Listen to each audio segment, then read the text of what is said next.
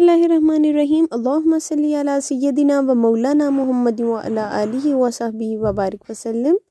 अस्सलाम वालेकुम, उम्मीद है आप सब खैरियत से होंगे। आज हम मनाने जा रहे हैं रमज़ानुल मुबारक के लिए बहुत ही स्पेशल अफ्तारी में बनने वाले पकोड़े, जो कि हम लोगों की अफ्तारी के लिए कह लें कि एक रौनक भी होते हैं। तो चलें स्टार्ट करते हैं। उसके लिए यहाँ पे हम लोगों के पास 2 कप बेसन है और उसके साथ हम लोगों ने इसमें पालक ऐड की है।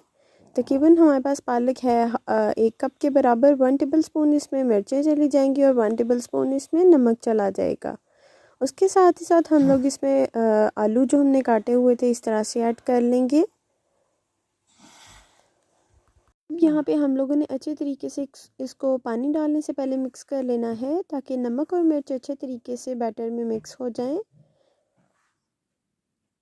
ये इस तरह से मिक्स करने के बाद हम लोगों ने इसमें पानी ऐड करना है और साथ साथ उसे हिलाते रहना है ताकि लम्स ना बन सकें।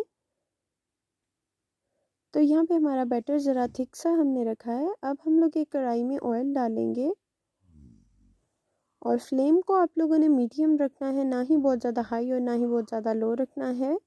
यहाँ पे देखिए इस तरह से हम लोगों ने बैटर अपना तैयार कर लिया था और यहाँ पे हम लोग उसको ऑयल में इस तरह से डाल लेंगे। यहाँ पे हम लोगों ने हल्के हाथों से इसको थोड़ा सा पलटना है।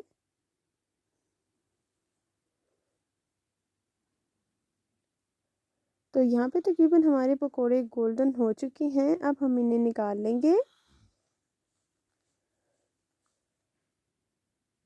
तो देखिए माशाल्लाह चटनी के साथ आप इसको सर्व करें।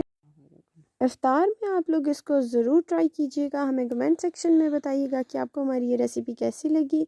अगर आपको हमारी ये वीडियो अच्छी लगी तो वीडियो को लाइक कर दें, चैनल को सब्सक्राइब कर दें। लौट के आएंगे दोबारा एक बहुत से ज़बरदस्त इफ्तारी के साथ। तब तक के लिए दुआ में याद रखें। अल्लाह हाफिज़।